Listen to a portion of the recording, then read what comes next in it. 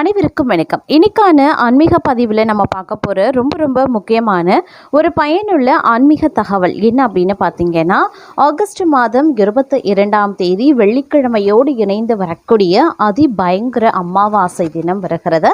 இந்த அமாவாசை தினத்தன்று நாம் என்ன செய்யணும், என்ன செய்யக்கூடாது அப்படிங்கிறத பற்றி தெரிஞ்சுக்க போகிறோம். அதை தொடர்ந்து சரியாக இரவு 8 மணிக்கு நாம் செய்யக்கூடிய பரிகாரங்கள், பூஜைகள், வழிபாடுகள் என்னென்ன அப்படிங்கிறத பற்றி தெரிஞ்சுக்க போகிறோம். ஸோ இந்த பதிவு அப்படிங்கிறது உங்களுக்கு பல வகையில் நன்மையை ஏற்படுத்தும். ஸோ வீடியோவை ஸ்கிப் பண்ணாமல் கடைசி வரைக்கும் பாருங்கள். வீடியோக்குள்ளே போகிறதுக்கு முன்னாடி இது வரைக்கும் நீங்கள் நம்ம சேனலை சப்ஸ்கிரைப் பண்ணலை அப்படின்னா உடனே சப்ஸ்கிரைப் பண்ணிக்கோங்க. அப்படியே பக்கத்தில் இருக்கக்கூடிய நோட்டிஃபிகேஷனுக்கான பெல் பட்டனையும் ப்ரெஸ் பண்ணிக்கோங்க. சரி நேயர்களே, வாங்க வீடியோக்குள்ளே போகலாம். அமாவாசை அன்று செய்யப்படக்கூடிய முன்னோர் வழிபாடுகளும் தெய்வ வழிபாடுகளும் அதிக பலன் தரக்கூடியதாக இருக்கும். அதிலும் ஆவணி மாத அமாவாசை அப்படிங்கிறது தச்சாயன புண்ணிய காலத்தில் வரக்கூடிய அமாவாசை அப்படிங்கிறதுனால இதற்கு தானே சிறப்பு அதிகம் இருக்கு. இந்த ஆண்டு ஆவணி மாதம் அமாவாசை அப்படின்றது ஆகஸ்ட் மாதம் 22ஆம் தேதி வருகிறதுங்க. அதாவது ஆவணி மாதம் 6ஆம் தேதி இந்த அமாவாசை வருகிறது. இந்த அமாவாசை வெள்ளிக்கிழமையோடு இணைந்து வரக்கூடிய அமாவாசை அப்படின்றதுனால முன்னோர்களை நாம் வழிபட்டோம் அப்படின்னா முன்னோர்களினுடைய சாபங்கள், தோஷங்கள் எல்லாமே அனைத்துமே பார்த்திங்கன்னா விலக ஆரம்பிச்சிடும். அதே மாதிரி ஆடி அமாவாசைக்கும் மகாலய அமாவாசைக்கும் இடையில் வரக்கூடிய இந்த ஆவணி மாத அமாவாசையில் முன்னோர்களுக்கு தர்ப்பணம் அளித்து வழிபாடு செய்கிறதுடன் சில குறிப்பிட்ட விஷயங்களை செய்யணும். இந்த நாளில் நாம் செய்யக்கூடிய காரியங்களினுடைய பலன்கள் பல மடங்கு அதிகமாக பெருகும் அப்படிங்கிறது நம்பிக்கை. அமாவாசை அப்படிங்கிறது முன்னோர்களுக்கான நாள், பித்ருக்களை வழிபடுவதற்கான ஒரு அற்புதமான நாள். மாதந்தோறும் வருகிற அமாவாசையில் தர்ப்பணம் முதலான காரியங்கள் செய்து முன்னோர்களை ஆராதித்து அவர்களை வணங்கினா நாமும் நம்மளுடைய சந்ததியினரும் வளமுடன் வாழ்வோம் அப்படிங்கிறது உறுதி. முக்கியமாக பித்ரு சாபம் இல்லாமல் பெரும் மகிழ்ச்சியுடன் வாழலாம் அப்படின்னு சொல்லலாம். அதே மாதிரி மாதந்தோறும் அமாவாசை தேதி வந்தாலும் சில குறிப்பிட்ட மாதங்களில் வரக்கூடிய அமாவாசைக்கு சிறப்பு மகத்துவம் இருக்கிறது அப்படின்னு சொல்லலாம். அதிலும் பொதுவாக சொல்லணும்னா தை அமாவாசை, ஆடி அமாவாசை, புரட்டாசி மாதத்தில் வரக்கூடிய மகாலயபட்ச அமாவாசை தான் மிக முக்கியமான அமாவாசைகளாக சொல்லுவாங்க. ஆனால் ஆவி அமாவாசைக்கு இணையான வழிபாட்டு பலனை தரக்கூடியது அப்படிங்கிறது ஆவணி அமாவாசை அப்படின்னு சொல்லலாம். ஆவணி மாதம் விநாயகருக்கு உரிய மாதம் அப்படிங்கிறதுனால இந்த மாதத்தில் வரக்கூடிய அமாவாசை நாளன்று முன்னோர்களுக்கு ஆராதனை, தர்ப்பணம் உள்ளிட்ட காரியங்கள் செய்தால் பித்ருக்களினுடைய ஆசையை பெற முடியும். நீர்நிலைகளுக்கு சென்று தர்ப்பணம் செய்ய முடியாதவங்க வீட்டிலேயே எள்ளும் தர்ப்பணமும் இறைத்து நாம வழிபாடு பண்ணலாம். திதி, தர்ப்பணம் போன்றவற்றை தர முடியாதவங்க அமாவாசை நாட்களில் வீட்டிலேயே முன்னோர்களை வழிபட்டு கருப்பு மற்றும் வெள்ளையில் கலந்த சாதத்தை காகங்களுக்கு உணவாக வைக்கிறதுனால முன்னோர்களுக்கு திதி அளித்த பலன் நமக்கு கிடைக்கும் அப்படிங்கிறதும் நம்பிக்கை. அதே மாதிரி நம்மளுடைய முன்னோர்களினுடைய படங்களுக்கு பூக்களால் அலங்கரித்து தீபதூப ஆராதனை செய்யுங்க. சந்தனம், குங்குமம் இட வேண்டியது அவசியம். முன்னோர்களை நினைத்து தினமும் காகத்திற்கு உணவிடுவது நம்மளுடைய குலத்தையும் வம்சத்தையும் வாழ வைக்கும். அப்படி முடியாதவங்க அமாவாசை அன்று மட்டுமாவது கண்டிப்பாக வைக்க வேண்டும். அமாவாசை நாளில் நம் முன்னோர்களை நினைத்து செய்கிற காரியங்கள் அனைத்துமே அவர்களை போய் சேரும் அப்படின்னு நம்பப்படுது. அதனால் ஆவணி அமாவாசை அன்று முன்னோர்களை நினைத்து அன்னதானம் செய்து ஆசையை நாம பெறலாம். முன்னோரை உரிய காலத்தில் வணங்கினா அனைத்து விதமான நன்மைகளும் கிடைக்கும். வருடத்தில் பார்த்தீங்கன்னா 96 முறை தர்ப்பணங்கள் செய்ய வேண்டும் அப்படின்னு சாஸ்திரங்கள் சொல்லுது.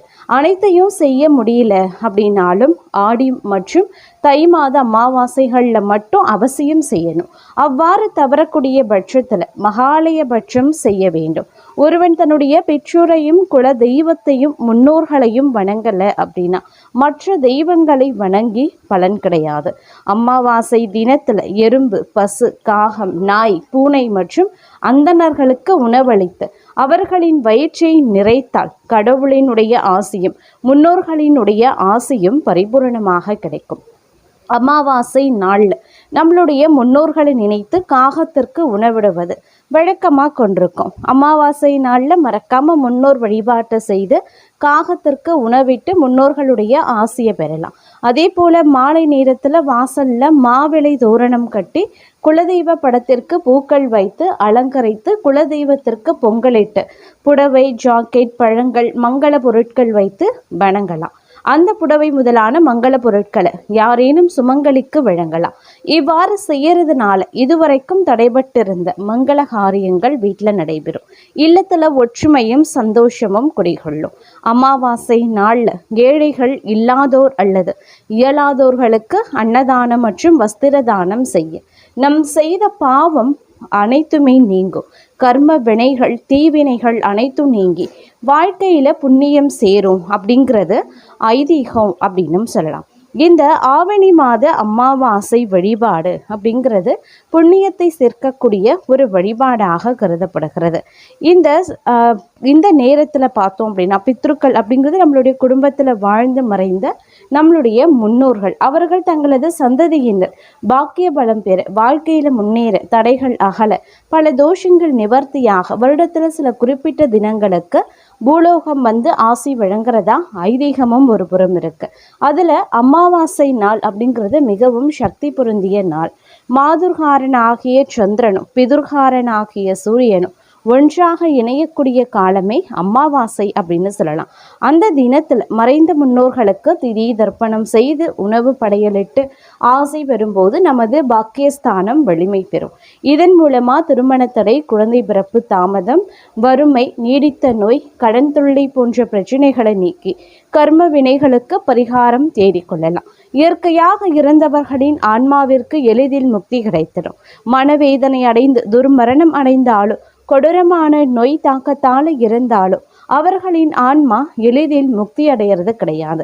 இயற்கையாக மரணித்து முக்தி அடைந்தவரின் வீட்டில் சுப நிகழ்வு நடந்து கொண்டே இருக்கும். அகால மரணம் அடைந்த ஆத்மா முக்தி அடையும் வரை சில மன வருத்தம் தரும் நிகழ்வுகள் குடும்பத்தில் நடைபெறக்கூடும். இதற்கு காரணம் அந்த ஆத்மா சாந்தி அடைய அவர்களின் சந்ததியினர் வழிபாடு முறைகளை சரியாக செய்யாதது தான். இறந்த பிறகு ஆன்மாக்களுக்கு பிறவி குணம் இருக்காது, சாத்வீக குணம் வந்துவிடும். முறையான திதி தர்ப்பணம் கிடைக்கப்பெறும். ஒவ்வொரு ஆத்மாவும் நற்சக்தி உடையதுதான். அவர்களை முறையாக வழிபாடு செய்தால் தங்களின் அனைத்து சக்திகளையும் தன் சந்ததியினரின் முன்னேற்றத்திற்கு ஆசீர்வாதமாக வழங்குவாங்க. முன்னோர்களின் ஆன்மாக்களை யாரும் பார்க்க முடியாது, ஒவ்வொருவரையும் தனித்தனியாக வணங்கவும் முடியாது. அதனால பஞ்சபூதங்களையும் நவ கிரகங்களையும் முன்னிறுத்தி உரிய மந்திரங்களோடு செய்யப்படக்கூடிய திலஹோமம் எத்தகைய துர்மரணமடைந்த ஆன்மாவையும் சாந்தி அடைய செய்துவிடும். ஹோமம் செய்ய முடியாதவர்களுக்கு அமாவாசை வழிபாடு நல்ல பலன் தரும். முன்னோர்களுக்கு சிரார்த்தம் செய்யாதவனுக்கு பித்ருதோஷம் ஏற்படும்.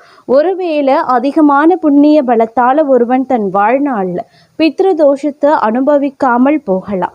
ஆனால் அந்த பித்ருதோஷம் அவனது வம்சத்தினரை பாதிக்கும். ஒருவர் தன் தலைமுறைக்கு சொத்து சேர்க்காவிட்டாலும் பரவாயில்லை, பித்ரு தோஷத்தை விட்டு செல்லக்கூடாது.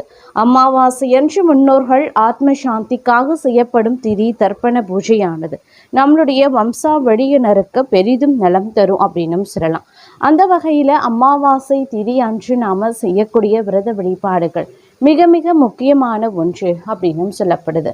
அதுக்காக இந்த வரக்கூடிய அமாவாசை தினத்தன்று அதிகாலையில் எழுந்து நீராடி நீங்கள் உங்களுடைய பித்ருக்களுக்கு எவ்வாறு திதி தர்ப்பணம் கொடுக்கிறீர்களோ தங்களுடைய குடும்ப வழக்கப்படி நீங்கள் திதி தர்ப்பணம் கொடுத்து முடிக்கலாம். பிறகு பார்த்தோம் அப்படின்னா மாலை நேரத்தில் உங்களுடைய விரத வழிபாடுகளை முடித்து விட்டு இரவு 8 மணி வாகலை பார்க்கும் பொழுது வீட்டில் யாரேனும் சின்ன குழந்தைகள் இருக்காங்க, இல்லை பெரியவர்கள் உடல் ஆரோக்கியம் அடிக்கடி பாதிக்கப்படுது, வீட்டில் சுப நிகழ்வுகள் தடைபடுகிறது அப்படின்னா 8 மணி நேரத்தில் பார்க்கும் பொழுது வீடு முழுவதும் சாம்பிராணி தீப தூபங்களை காட்டுங்க.